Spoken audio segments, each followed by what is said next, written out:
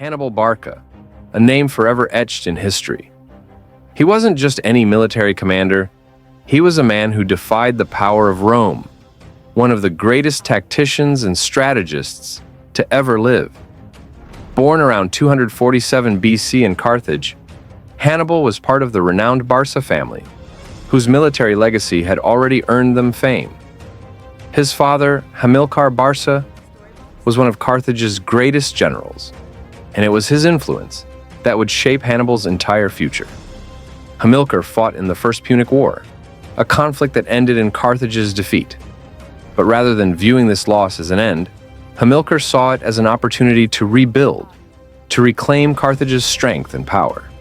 It was in this atmosphere of ambition and determination that young Hannibal grew up.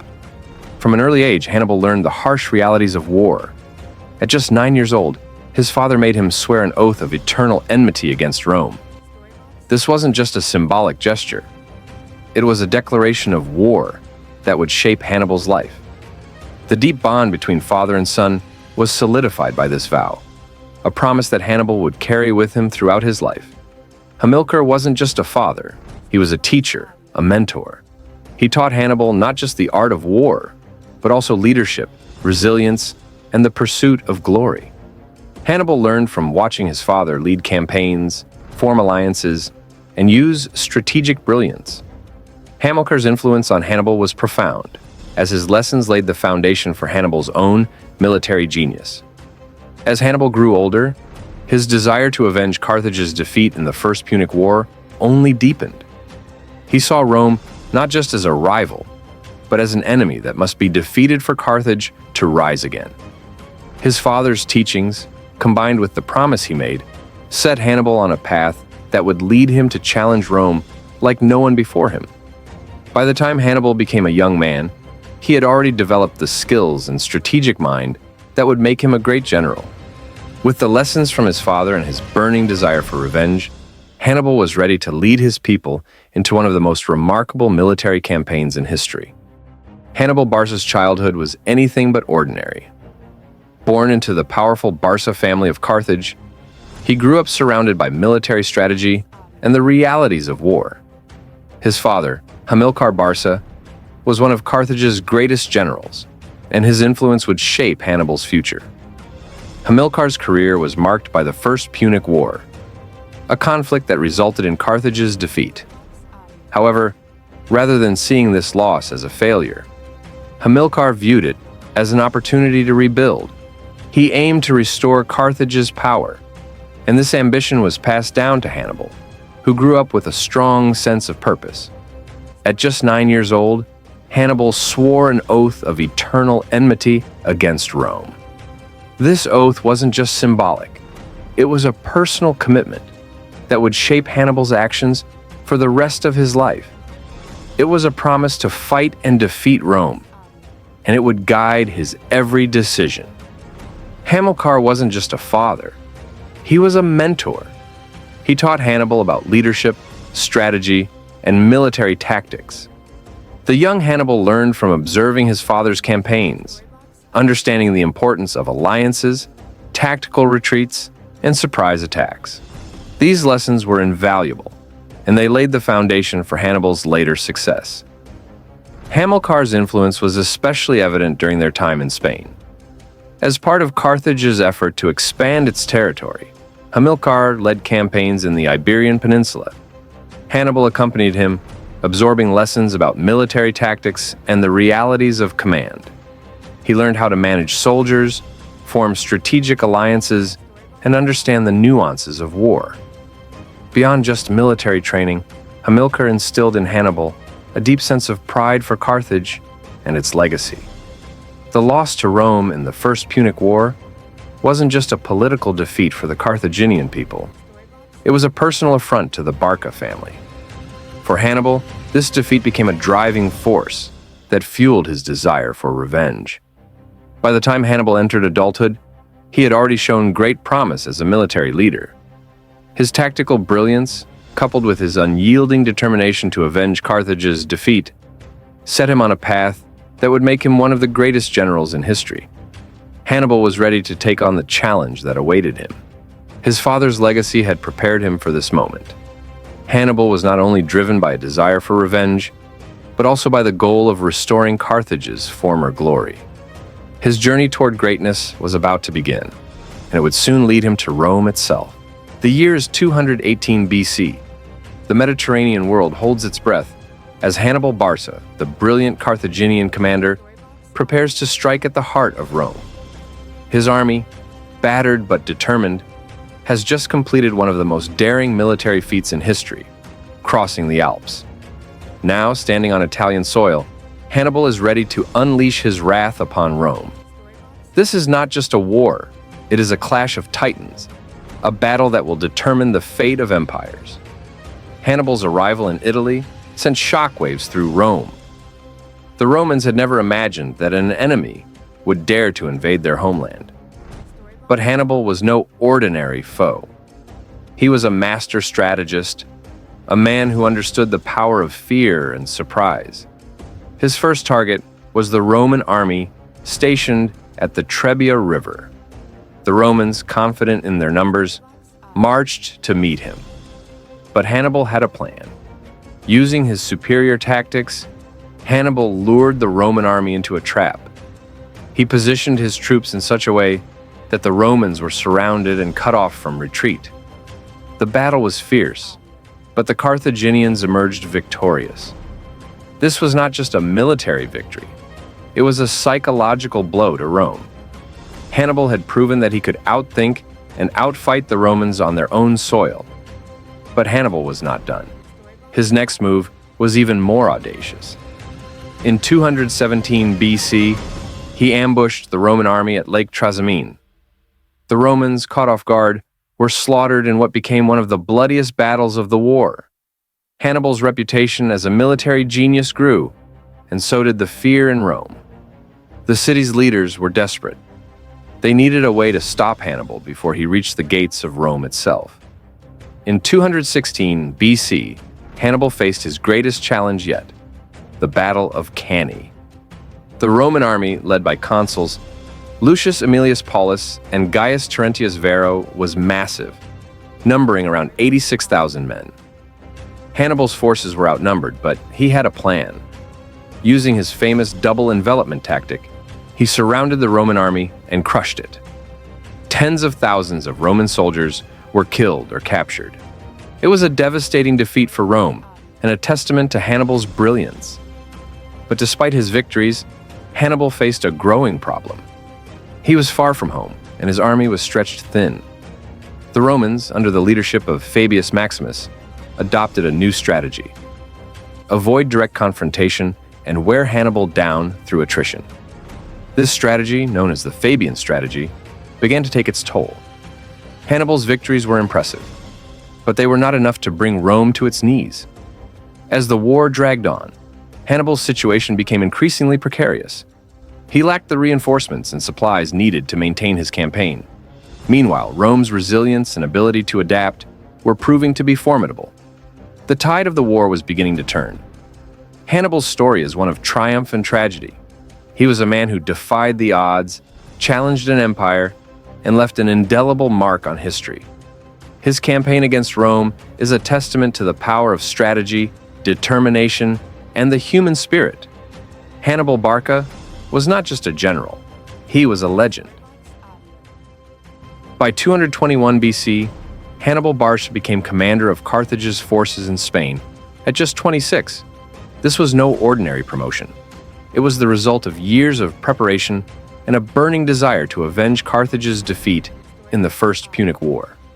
Hannibal wasn't just a soldier. He was a visionary who saw opportunities where others saw obstacles. Hannibal's rise was rooted in his family's legacy. His father, Hamilcar Barca, had laid the groundwork for Carthage's resurgence after its humiliating defeat by Rome. Hamilcar's campaigns in Spain weren't just about territory. They were about creating a base to strike back at Rome. From a young age, Hannibal was immersed in strategy and ambition. He learned war from his father and inherited his hatred for Rome. Legend says Hannibal swore an oath to never be Rome's friend. This oath shaped his destiny. When Hannibal took command, he inherited a mission: Carthage's presence in Spain was growing but fragile. The region was rich in resources, silver, manpower, and strategic locations, but also a hotbed of rival tribes and Roman influence. Hannibal knew securing Carthage's future meant consolidating power in Spain and preparing for war with Rome.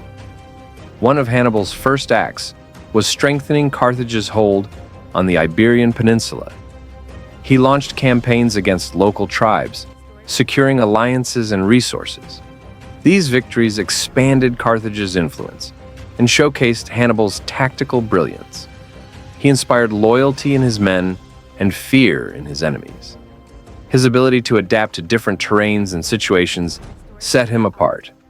But Hannibal's ambitions went beyond Spain. He saw the bigger picture. Rome was the true enemy, and Carthage's future depended on challenging its dominance. To do this, Hannibal needed to provoke Rome into war. He found his opportunity in Saguntum, a city allied with Rome but south of the Ebro River. By attacking Saguntum, Hannibal knew he'd force Rome's hand. The siege lasted 8 months. When the city fell, Rome demanded Carthage hand over Hannibal.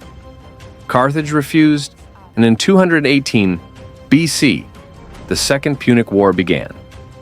Hannibal's decision to attack Saguntum wasn't just military, it was political. He understood Rome wouldn't tolerate such a challenge.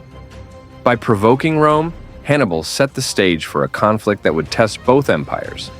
He was ready. He'd spent years preparing for this moment and would now take the fight to Rome's doorstep. As Hannibal prepared to cross the Alps, he knew the risks. The journey would be treacherous, and the odds were against him. But Hannibal thrived in adversity. He was a leader who turned obstacles into opportunities. His rise to power was just the beginning of a story that would change history. In 218 BC, Hannibal Barca embarked on one of the most daring military campaigns in history, the invasion of Italy. His plan was audacious: march an army of 90,000 infantry, 12,000 cavalry, and 37 war elephants through the Pyrenees, across the Rhone River, and over the treacherous Alps. This was not just a march, it was a statement.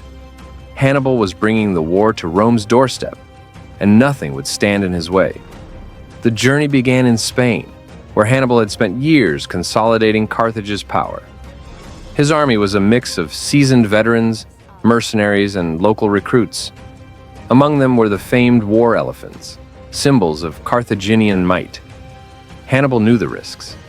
The path ahead was fraught with danger. Hostile tribes, harsh terrain, and the looming threat of Roman forces. But he was determined. This was his moment to strike at the heart of Rome. The first major obstacle was the Pyrenees. Crossing these mountains was no small feat. The narrow passes and steep slopes tested the endurance of Hannibal's men. Many were reluctant to leave their homes, and desertions were common. But Hannibal pressed on, using a combination of persuasion and force to keep his army together. By the time they reached the other side, the army was already smaller, but the core remained strong. Next came the Rhone River. Crossing such a wide and fast-flowing river with an army of this size was a logistical nightmare. Hannibal's ingenuity shone through. He ordered his men to build rafts and boats, using local resources to create a makeshift fleet. The elephants posed a unique challenge. To get them across, Hannibal's engineers constructed massive rafts, covered with dirt to mimic solid ground.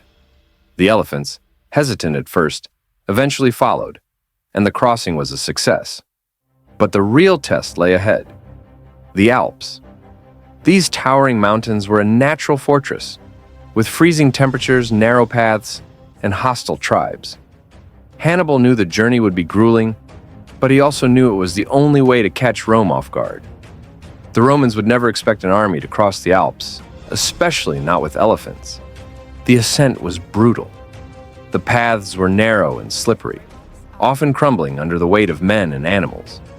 The cold was relentless, and many soldiers, unused to such conditions, succumbed to the elements. The elephants, though powerful, struggled on the steep slopes.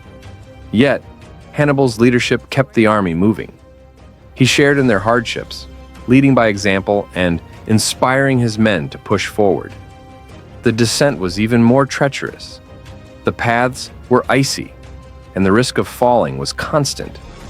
At one point, the army encountered a landslide that blocked their path. Hannibal ordered his men to cut through the rock, a task that took days, but they persevered, driven by the belief that victory awaited them on the other side. When Hannibal's army finally emerged from the Alps, it was a shadow of its former self. Of the 90,000 soldiers who had set out, only around 26,000 remained. The elephants, once a symbol of Carthaginian strength, were reduced to just a few. But Hannibal's arrival in Italy sent shockwaves through Rome. The Romans had never imagined that an enemy would dare to invade their homeland. Hannibal's presence on Italian soil was a psychological victory in itself. The crossing of the Alps was more than just a military maneuver. It was a testament to Hannibal's determination and strategic genius. He had defied the odds, overcoming natural and human obstacles to achieve the impossible. His army was battered but unbroken, and they were ready to take on Rome. Hannibal's march through the Pyrenees and Alps is remembered as one of the greatest feats in military history. It was a bold gamble that showcased his audacity, leadership, and unwavering commitment to his cause. The stage was now set for a series of battles that would determine the fate of the Mediterranean world. After the grueling crossing of the Alps, Hannibal's army was exhausted but determined. They had survived the mountains, but now faced an even greater challenge: the Roman legions. The Romans, though shocked by Hannibal's audacity, were quick to respond. They sent an army to intercept him, led by the consul Publius Cornelius Scipio. The stage was set for the first major clash between Hannibal and Rome. The two forces met near the Ticinus River in late 218 BC. This was not a full-scale battle, but a skirmish, a test of strength and strategy. Hannibal, ever the tactician, used his cavalry to outmaneuver the Romans. His Numidian horsemen, swift and agile, harassed the Roman flanks, while his heavier cavalry delivered decisive blows. The Romans, unprepared for such tactics, were forced to retreat. It was a small victory, but it boosted the morale of Hannibal's men and sent a clear message to Rome. Hannibal was a force to be reckoned with. The real test came a few weeks later at the Battle of the Trebia River. The Roman army, now reinforced and led by both consuls, was confident of victory. They outnumbered Hannibal's forces and were eager to crush the invader. But Hannibal had a plan. He knew the Romans' overconfidence could be their downfall. Hannibal chose the battlefield carefully. He positioned his troops on the far side of the Trebia River, forcing the Romans to cross the cold, fast-flowing waters to engage him. As the Romans advanced, they were met by Hannibal's light infantry, who harassed them with hit-and-run tactics. The Romans pressed forward, but their formation began to break as they struggled through the river. Once the Romans were fully engaged, Hannibal sprung his trap. Hidden troops, led by his brother Mago, emerged from the flanks and attacked the Roman rear. At the same time, Hannibal's cavalry swept in from the sides, encircling the Roman army. The Romans, caught off guard and unable to regroup, were slaughtered. It was a devastating defeat, with tens of thousands of Roman soldiers killed or captured. The Battle of the Trebia was a masterpiece of strategy. Hannibal had used the terrain, the weather, and the Romans' own overconfidence against them. It was a clear demonstration of his tactical genius and a stark warning to Rome. Hannibal was not just an invader, he was a conqueror. But Hannibal's victories came at a cost. His army, though victorious, was weary. The harsh winter conditions and constant fighting had taken their toll. Many of his men were sick or injured, and supplies were running low. Yet, Hannibal pressed on. He knew that to defeat Rome, he needed to keep the pressure on. The Romans, meanwhile, were reeling from their defeat. They had underestimated Hannibal, and now they were paying the price. But they were not defeated. Rome was a resilient foe, and its leaders were already planning their next move. The war was far from over. Hannibal's first encounters with the Romans had proven his brilliance as a commander. He had outthought and outfought one of the most powerful armies in the world. But the road ahead was long, and the stakes were higher than ever. The first skirmishes were just the beginning of a conflict that would shape the course of history. By the end of 218 BC, Rome was in a state of shock. Hannibal Barca, the Carthaginian general they had underestimated, was now on Italian soil. His victories at the Ticinus River and the Trebia River had proven that he was not just a threat. He was a force capable of dismantling Rome's dominance. The unthinkable had happened. An enemy had invaded Italy, and Rome was unprepared. The Romans had always believed their homeland was untouchable. The Alps, with their towering peaks and harsh conditions, were seen as a natural barrier, an impenetrable shield. But Hannibal had shattered that illusion. His daring crossing of the Alps was not just a military feat. It was a psychological blow. Rome's sense of invincibility was crumbling. The defeat at the Trebia River was a wake-up call. Tens of thousands of Roman soldiers had been killed or captured, and the survivors returned with tales of Hannibal's tactical brilliance. The Roman Senate, once confident in its military might, was now gripped by fear.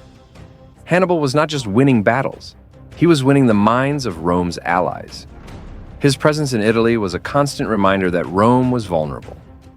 But Rome was not a city that surrendered easily. The Senate began to mobilize its resources, calling for new armies and alliances. Leaders debated strategies, some advocating for caution, others for bold action. The realization of Hannibal's threat was just the beginning.